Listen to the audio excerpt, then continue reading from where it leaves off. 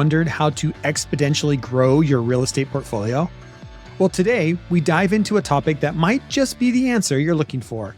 Get ready to explore the intriguing world of the 1031 exchange, a powerful strategy for real estate investors. Our special guest, Sloan Kimball, CEO of Northwest Exchange, brings a wealth of knowledge from his journey as a lifelong real estate investor and former CFO of a bank.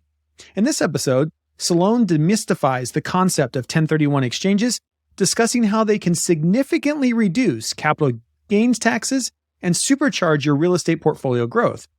We'll also touch upon the critical rules and timelines involved in executing a successful exchange, providing invaluable insight for both seasoned and budding investors alike. And before we jump into the enlightened conversation, a quick shout out to our sponsor, inspectify.com.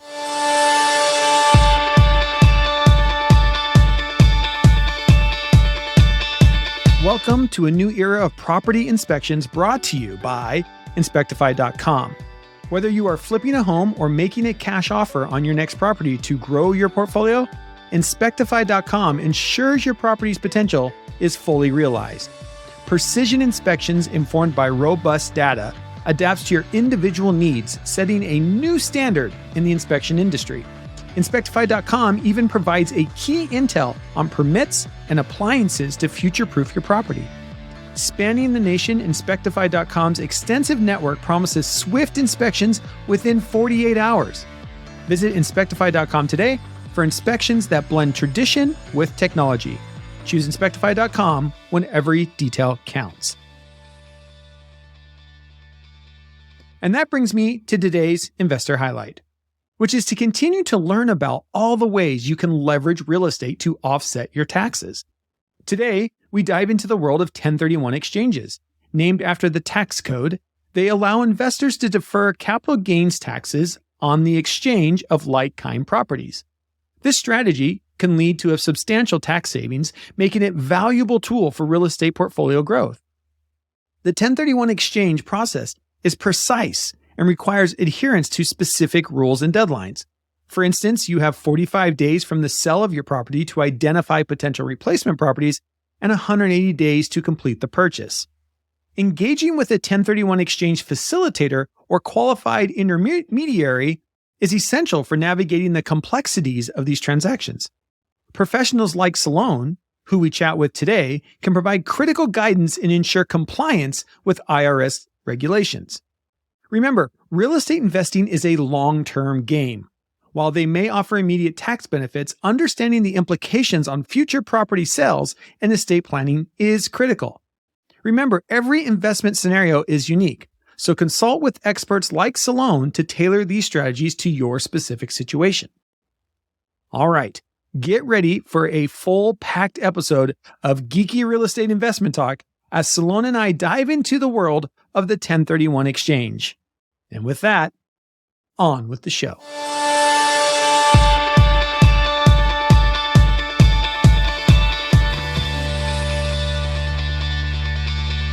All right, welcome back to the Washington State Real Estate Investing Podcast.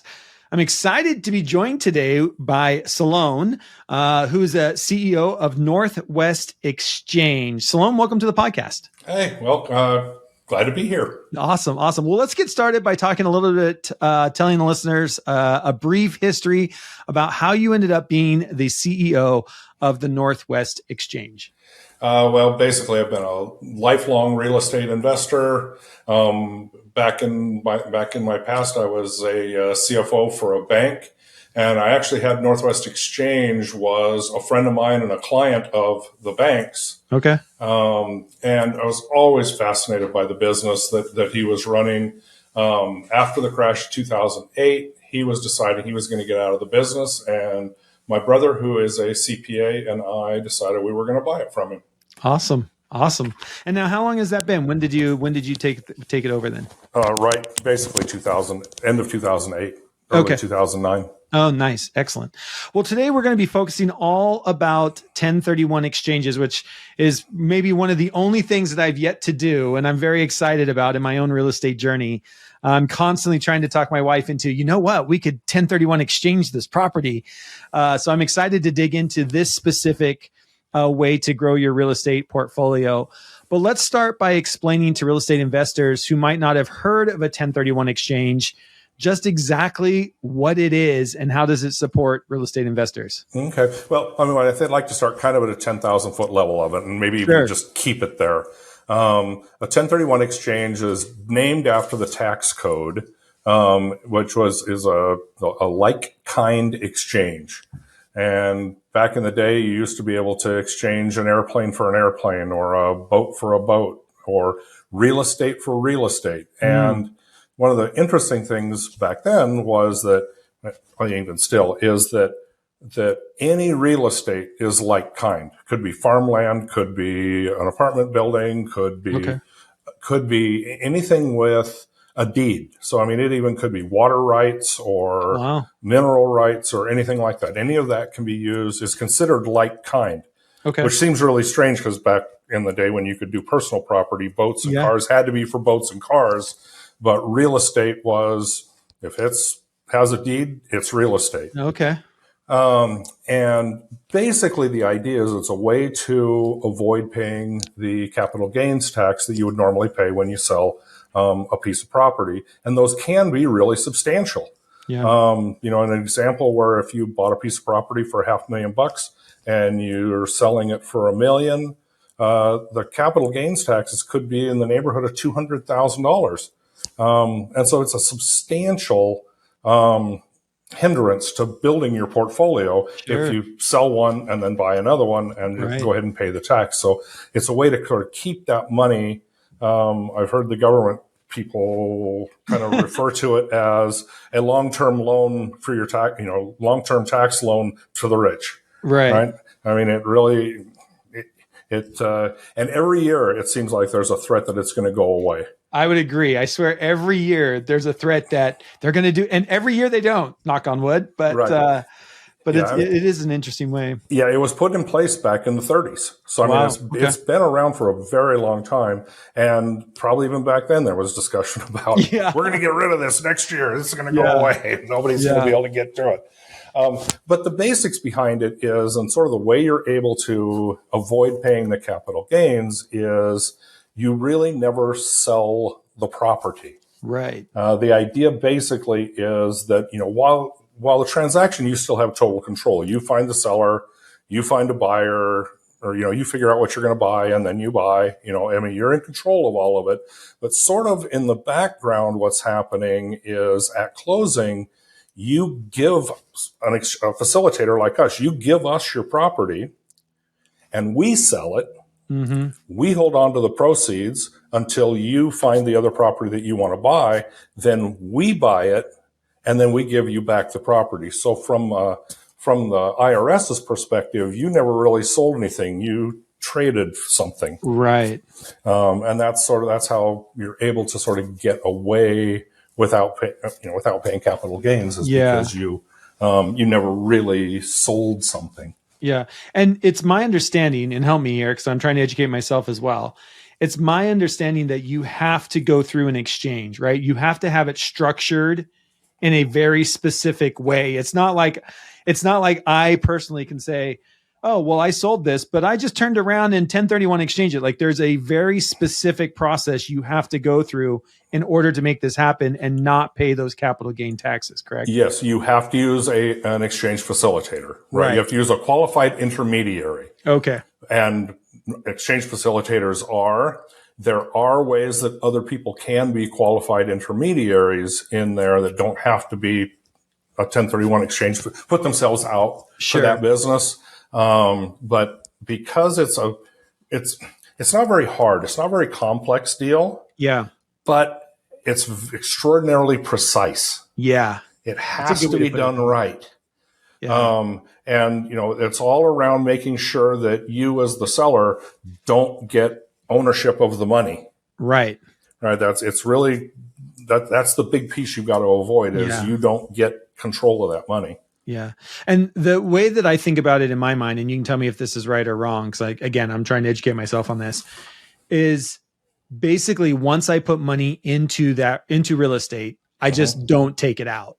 Like I put money, like I bought a property, and then that money, rather than if I take it out, I'm paying capital gains. But if I say, look, I'm going to sell this property, but I'm going to keep the money in real estate. I'm just going to buy a bigger apartment complex, or I'm going to go buy commercial real estate, whatever I'm going to do with it. As long as I keep the money out there and I don't ever quote unquote realize that income, then I'm not paying taxes on that money. Now, is it deferred if I ever sell that? Do I have to go back and pay those taxes? Yes. So the idea is once you've traded that, you keep your basis, which for all intents and purposes is what you paid for it. But there's some, your CPA will say it's way different than that. Yeah. Conceptually, it's what you paid for the property. Okay. And between that number and what you ultimately sell the last property for, you're going to pay capital gains on that whole thing.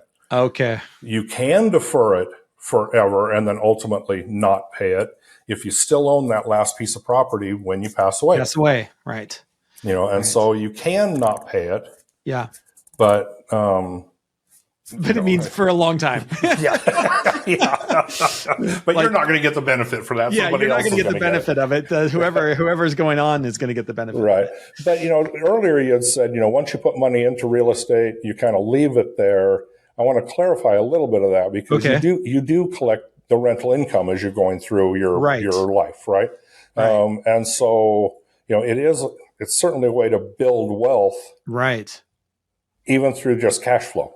Right. Yeah. I mean, I can cash flow off that money all I want. Yes. I just, the money that was purchased the property has to stay out there. Which is just a huge benefit. Now, I know that there are, or maybe there used to be, and I know this again, it every year they tweak it and they talk about updating it, but is there, I think if I remember right, there's like a 45-day rule, or there's a rule of money in, money out, that it's, to your point, it's very precise. Yes. What are the rules as they stand today as we record December 19th, 2023?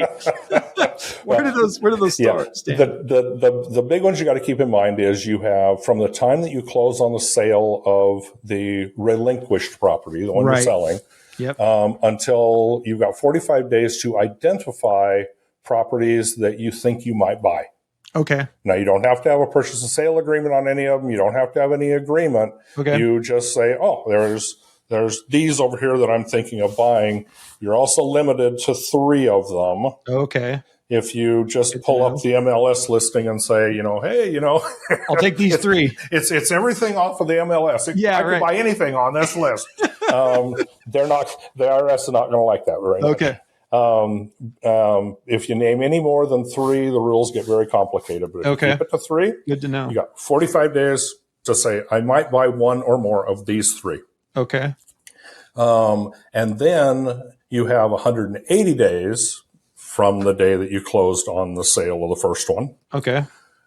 To close on the purchase of the second one. Okay. Okay, so you have to identify it within 45, but you have to close within 180, within 6 months. Yes. Yep. Okay. And also, am I correct in that the property that you're purchasing must be worth more than the property that you're selling? To get 100% benefit of a 1031 exchange, that's true. Okay. There's no law that says you have to spend that. Right. But then you're paying capital gains on anything under that. So if I sell property, for example, if I sell property for $300,000 and I buy a new property at $200,000, then I would be paying capital gains on that $100,000. Yes, or whatever portion of that was capital gains. Yes. Right. Okay. So and that even matters if you have borrowed money. Okay. Right. So you've got to borrow. You've got to spend at least as much as you sold the property for, because the IRS would recognize the payoff of the loan. Okay. As cash that you received. As cash as you received. Okay. Yeah. So you'd pay capital gains on that portion. On that portion as well. Yeah. Okay. Well, that's good to know. Yeah. For real estate investors, it is such a huge benefit. If you've ever, for any real estate investor out there who has done short term, like if you flip, right? If you're a flipper, you understand capital gains. Like you get nailed with capital gains. If anybody's ever sold one of their properties, you understand how huge of a benefit this is. Yes. For people in real estate investing. Yes.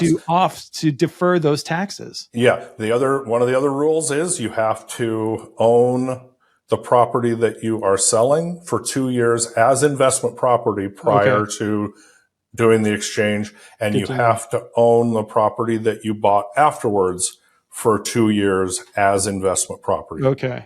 All right. That's good. One of the examples or one of the things that we see quite a bit are people wanting to, they want to retire out of the, rental property business and they want to buy a condo in Hawaii to retire in. Yeah. Right?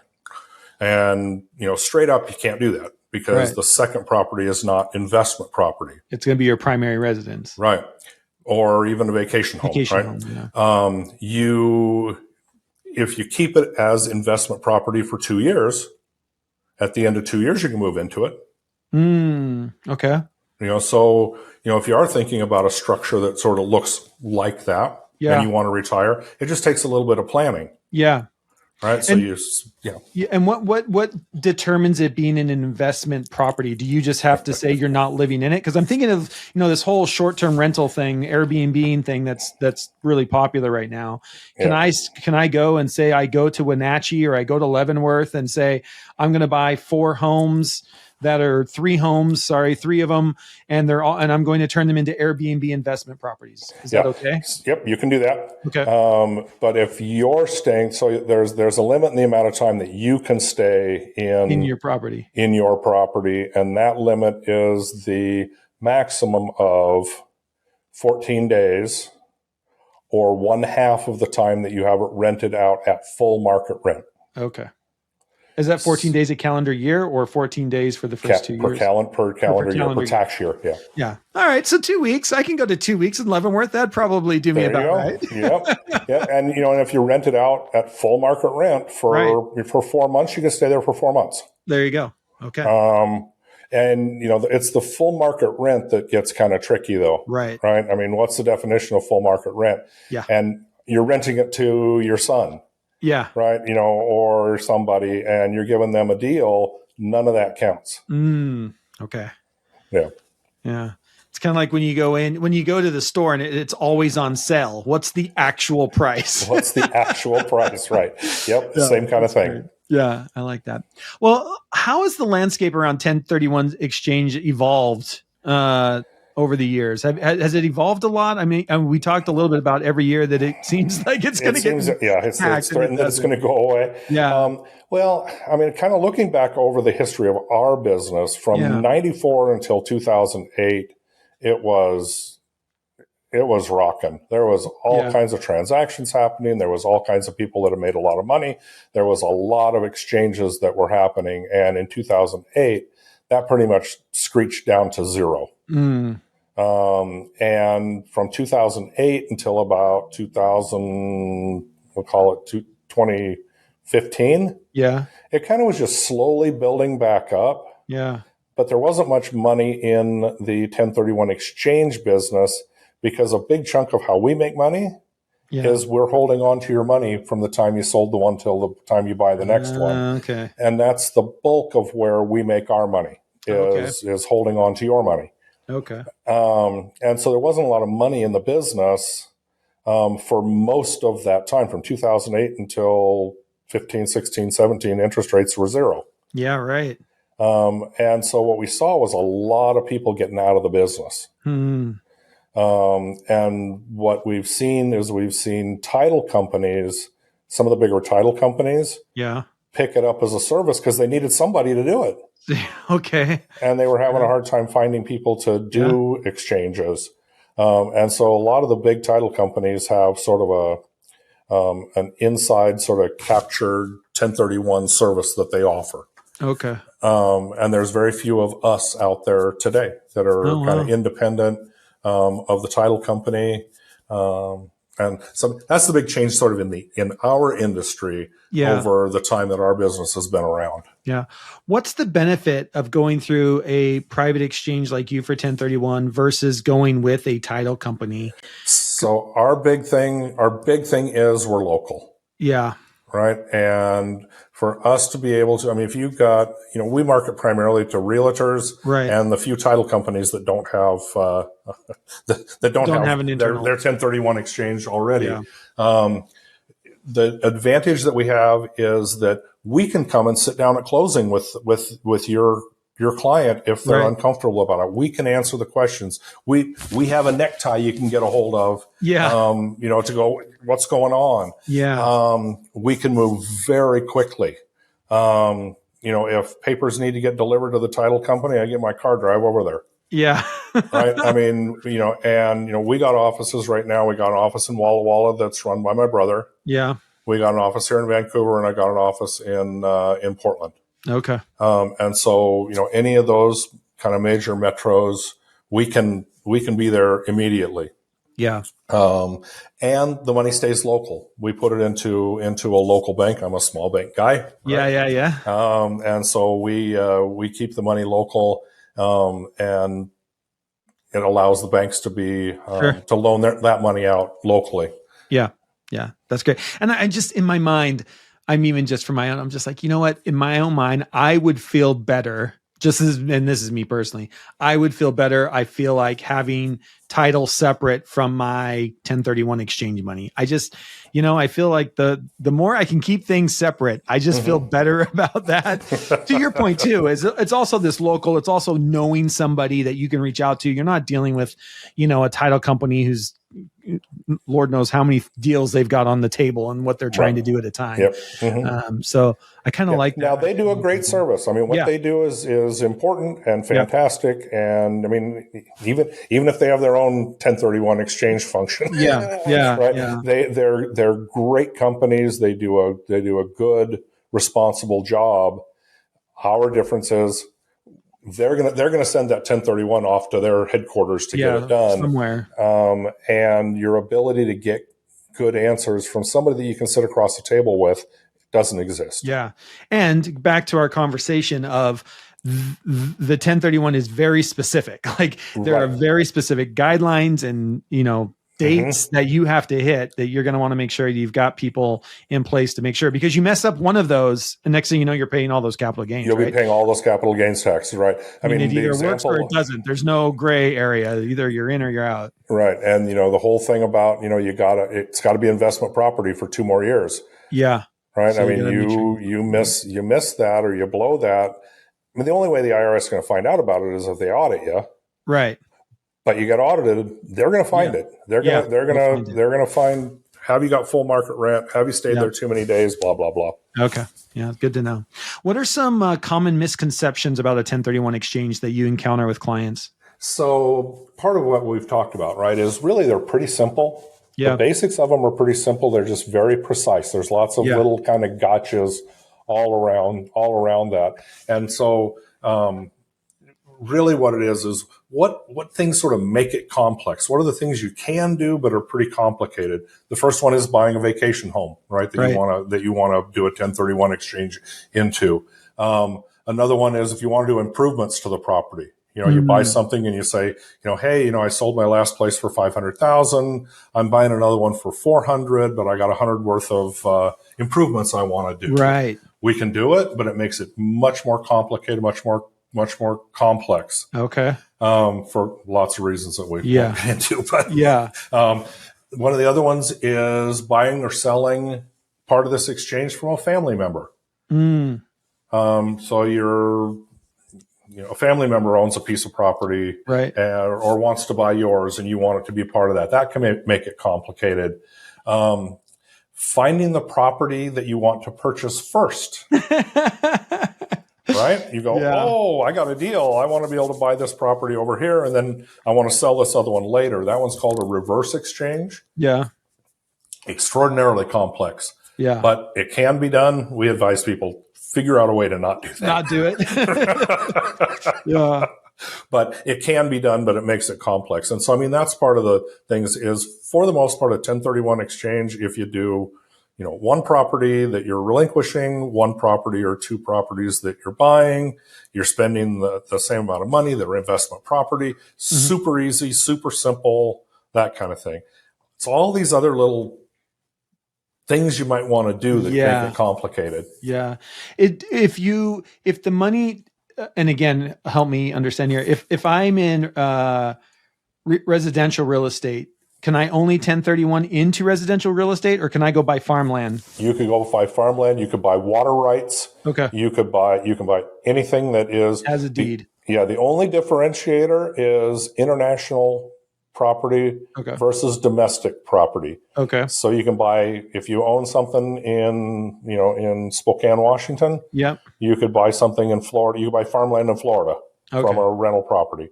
But I can't buy my Tuscan villa in Italy. You can't do that with that. But if you wanted to sell your place in Tuscany and buy someplace in France or Germany or Asia, you could. Oh, okay. Right. So the differentiator is domestic. Yep. And foreign. International. Okay. Yeah. All right. Oh, now you've really got me spinning. I might get that Tuscan villa yet if I keep this up. I have to figure out how to do that and just to keep exchanging it up. Yeah. I love that.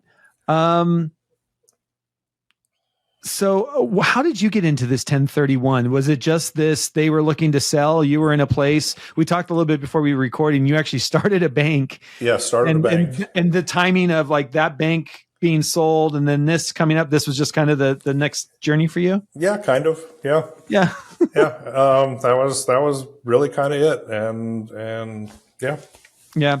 Do you see the future of real estate investing changing and how the 1031 impacts? Do you see any of that? I mean, again, it comes up every year, but do you think this thing's going to go away, or what kind? I mean, I know we don't have a crystal ball. Yeah, I don't have a crystal ball, and